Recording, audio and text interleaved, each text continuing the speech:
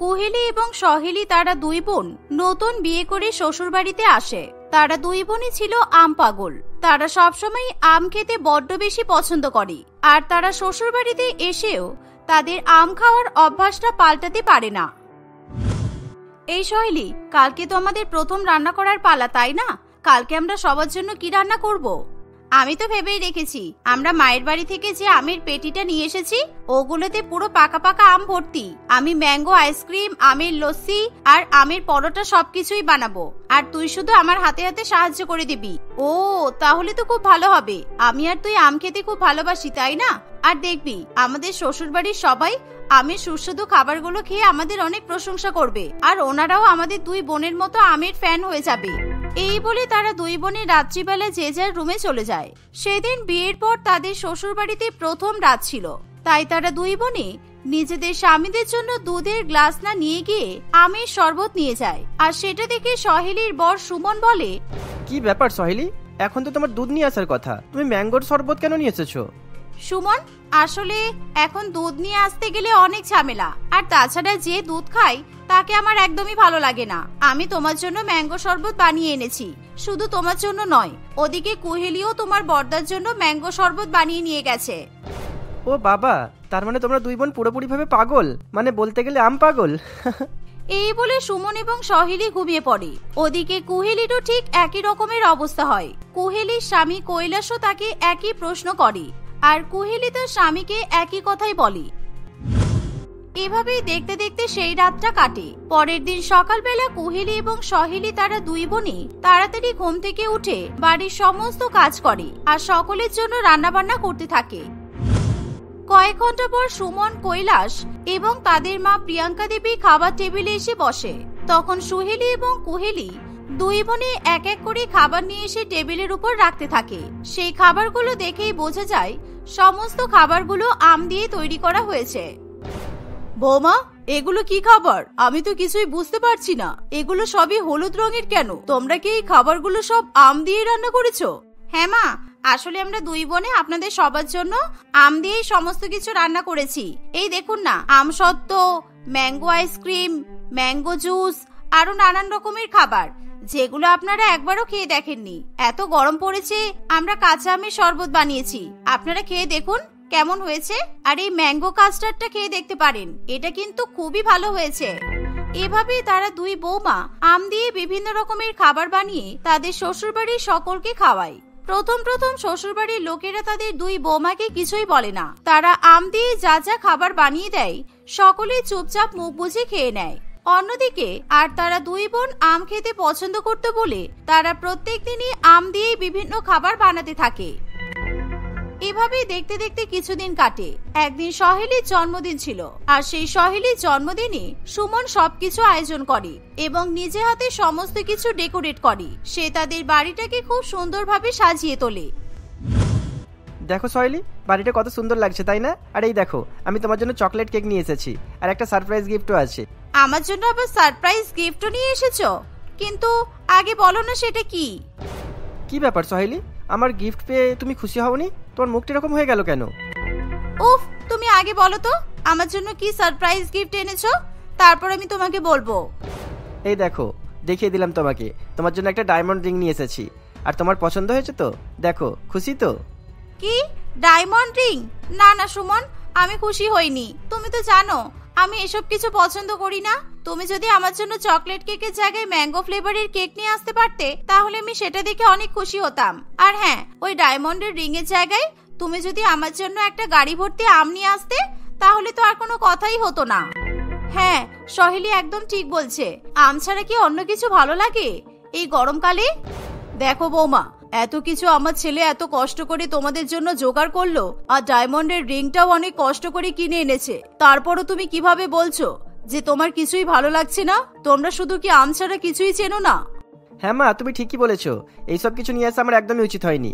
আমি যদি এদের জন্য গাড়ি ভর্তি আম নিয়ে আসতাম তাহলে হয়তো এরা অনেক খুশি হতো। এরা তো আম ছাড়া আর কিছুই বোঝে না।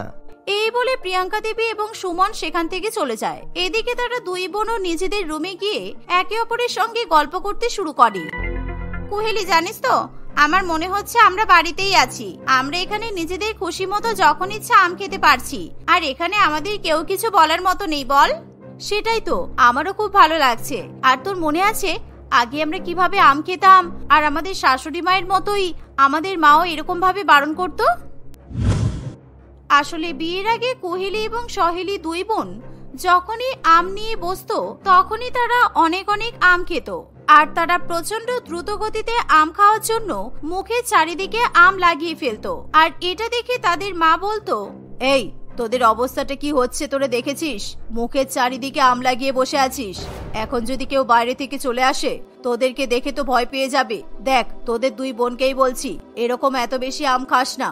তোরা এখানে তো নিজের মনের মতো সবকিছু পেয়ে যাচ্ছিস, কিন্তু শ্বশুর বাড়িতে গিয়ে কি এরকম ভাবে তোরা আম খেতে পারবি? তাছাড়া ওখানে তো সবাই থাকবে। তাই বলছি শোন, শ্বশুর বাড়িতে গিয়ে অন্তত তোরা এরকম রাক্ষসের মতো আম খাস না যেন।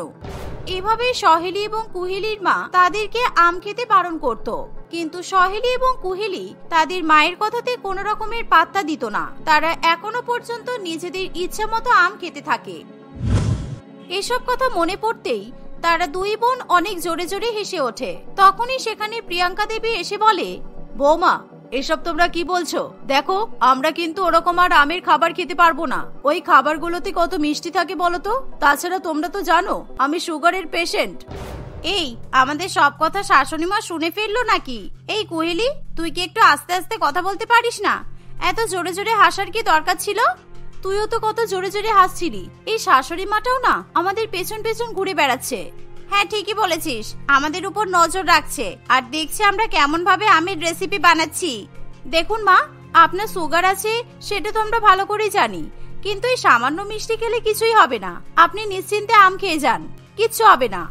কুহেলির মুখে এমন কথা শুনে প্রিয়াঙ্কা দেবী রাগ করে সেখান থেকে চলে যায়, কিন্তু সহেলি এবং কুহেলির কোনো কিছু যায় আসে না। তাদের দুই বোনের শাশুড়ি মা বারণ করা সত্ত্বেও তারা প্রত্যেক দিনই বাড়িতে আম দিয়ে বিভিন্ন রকমের রেসিপি বানাতে থাকে। এই দেখে প্রিয়াঙ্কা দেবীরও আর কিছু বলার থাকে না। সে বাধ্য হয়ে তার বৌমাদের হাতের বানানো মিষ্টি খাবারই খেতে থাকে। এভাবেই আরো কিছুদিন কাটে। একদিন প্রিয়াঙ্কা দেবী তার দুই ছেলেকে বলে, দেখ আমি আর এসব সহ্য করতে পারছি না, দয়া করে আমাকে একটু বাঁচতে দে। তোদের দুজনের বউ আমার উপর অত্যাচার করে চলেছে। তোরা তো জানিস আমাকে সুগারের ওষুধ খেতে হয়, আর এরকম মিষ্টির উপর মিষ্টি খাইয়েই চলেছে। আমার যদি এখন কিছু হয়ে যায় তাহলে তোরা আমাকে কিছু বলবি না বলে দিলাম। মা ঠিক আছে, তুমি চিন্তা করো না, আমি তোমার বৌমাকে বলে দেবো তোমাকে এবার থেকে মিষ্টি খাবার দেবে না। এই বলে সুমন সেখান থেকে চলে যায়। সেদিন সুমন সহেলিকে তার মায়ের শারীরিক অসুস্থতার কথা বলে আর তাকে আম দিয়ে বিভিন্ন রকমের রেসিপি বানাতেও বারণ করে, কারণ সুমন এবং তার ভাইরও আম দিয়ে তৈরি খাবার খেতে আর ভালো লাগে না। কিন্তু সহেলি এবং কুহেলি দুই বোনের আম পছন্দ বলে তারা কারোর কোনো কথা শোনে না। তারা একইভাবে আম খেতে থাকে। এভাবেই কিছুদিন কাটে। একদিন যখন সবাই খাবার খেতে বসে তখন সহেলি এবং কুহেলি সকলের জন্য আম দিয়ে বিভিন্ন খাবার তৈরি করে নিয়ে আসে। সেদিন তারা কাঁচা আমের তরকারি, কাঁচা আমের ফ্রাইড রাইস এবং কাঁচা আমের চাটনি বানায়। সেই সাথে মিষ্টি হিসেবে ম্যাঙ্গো পুডিং, ম্যাঙ্গো কাস্টার্ড এবং ম্যাঙ্গো দিয়ে পায়েসও রান্না করে। এই সমস্ত খাবার দেখে সুমন প্রচন্ড পরিমাণে রেগে যায়। দেখো সহেলি কুহেলি, আমরা তোমাদেরকে এই বাড়িতে এনেছি, তোমাদের তো একটা দায়িত্ব কর্তব্য বলে কিছু আছে। তোমরা মায়ের সেবা করবে, যত্ন করবে, সেটাও পারছো না। আমি তো বারণ করলাম, মা সুগারের পেশেন্ট, ওনার মিষ্টি খাওয়া একদমই চলবে না। আর তোমরা তা সত্ত্বেও আম দিয়ে এত কিছু আইটেম বানিয়েছো, মায়ের তো একটাও চলবে না। এভাবে সুমন সহেলি এবং কুহেলির উপর রাগারাগি করতে থাকে, কিন্তু তবুও সহেলি এবং কুহেলি দুই বোনের কিছু যায় আসে না। এভাবেই আরো কিছুদিন কাটে। একদিন প্রচন্ড পরিমাণে মিষ্টি খাওয়ার ফলে প্রিয়াঙ্কা দেবীর শরীর প্রচন্ড অসুস্থ হয়ে পড়ে আর তাকে তাড়াতাড়ি করে হসপিটালে নিয়ে যেতে হয়। সহেলি দেখেছো আজকে তোমার জন্য মায়ের কি অবস্থা হলো? আমি জানি মায়ের সুগারের কারণে এরকম হয়েছে। সুমনের কথা শেষ হতে না হতেই ডাক্তারবাবু তাদের কাছে এসে বলে, আপনারা যে কি করেছেন আপনারা জানেন? সুগার পেশেন্টকে কেউ এত মিষ্টি খেতে দেয়? অল্প একটুখানি খেলে না হয় ঠিক ছিল, কিন্তু আপনারা তো ওনাকে প্রচুর পরিমাণে আম খাইয়েছেন। এরকম হলে আমরা পেশেন্টকে বাঁচাতে পারবো না, যে জানি না এখন কি হবে।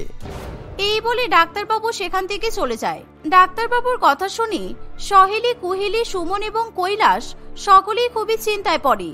দেখলে আজকে শুধুমাত্র তোমাদের জন্য মায়ের এরকম অবস্থা হলো। আর যদি তোমরা আমার মায়ের কথা শুনে চলতে, এত বেশি মিষ্টি না খাওয়াতে, তাহলে হয়তো মাকে আর কখনোই এরকম দিন দেখতে হতো না। শুধুমাত্র তোমাদের জন্যই আমার মা আজকে হসপিটালে পড়ে আছে। সত্যিই তো আমাদেরই ভুল ছিল, আমরাই তো মাকে এত মিষ্টি খাওয়ালাম। সত্যি সহেলি, এটা কিন্তু আমরা একদমই ঠিক করলাম না। মায়ের স্বাস্থ্যের খেয়াল রেখে আমাদেরকে মাকে খাবার খাওয়ানো উচিত ছিল। হ্যাঁ কোহেলি, তুই ঠিকই বলেছিস। আমরা যদি মাকে এত ম্যাঙ্গো না খাওয়াতাম তাহলে হয়তো এরকম দিন আমাদেরকে দেখতে হতো না। মা সুস্থ হয়ে গেলে আমি আগে গিয়ে ওনার কাছে ক্ষমা চেয়ে নেব। এখন ক্ষমা চাওয়ার কিছু নেই, আগে প্রার্থনা করো মা যেন তাড়াতাড়ি সুস্থ হয়ে যায়। সুমনের এই কথা শুনে তারা দুই বোনের শাশুড়ি মায়ের জন্য অনেক প্রার্থনা করতে থাকে। পরের দিন প্রিয়াঙ্কা দেবী অনেকটা সুস্থতা বোধ করে। মা, আপনি আমাদের ক্ষমা করে দিন। আসলে আমরা সত্যিই ভুল করেছি। আমাদের এরকম করাটা একদমই উচিত হয়নি। আপনি আমাদের কত করে বারণ করেছিলেন, কিন্তু আমরাই তো আপনার কোনো কথা শুনিনি। হ্যাঁ মা, আপনি আমাদেরকে ক্ষমা করে দিন। আজকে আমাদের জন্য আপনার সুগার এত বেশি বেড়ে গেছে, কিন্তু এবার থেকে আর নয়। এবার থেকে আমরা আপনার স্বাস্থ্যের খেয়াল রাখবো আর ঠিকমতো আপনার সেবা যত্ন করব। আপনাকে আমরা একদমই মিষ্টি খাবার খেতে দেব না। দেখো, আমি আম খেতে তোমাদের কখনোই বারণ করিনি, আর কখনো বারণ করবও না। তোমরা মিষ্টি আম খেতে পারো, সেটা তো তোমাদের ব্যাপার, তাই না? কিন্তু আমি তো কোনো মতেই মিষ্টি খেতে পারি না। মিষ্টি খেলেই তো আমার এরকম শরীর খারাপ করে, তাই আমি তোমাদেরকে সবসময় বারণ করতাম। এভাবেই প্রিয়াঙ্কা দেবী তার দুই বৌমাকে বোঝাতে থাকে। সহেলি এবং কুহেলি নিজেদের ভুলের জন্য খুবই লজ্জিত বোধ করে। কয়েকদিন পর তারা তাদের শাশুড়ি মাকে বাড়িতে নিয়ে যায়, আর দুই বৌমা মিলে নিজেদের শাশুড়ি মায়ের অনেক সেবা যত্ন করে। এভাবেই তারা সকলে মিলে হাসি খুশিতে দিন কাটাতে থাকে।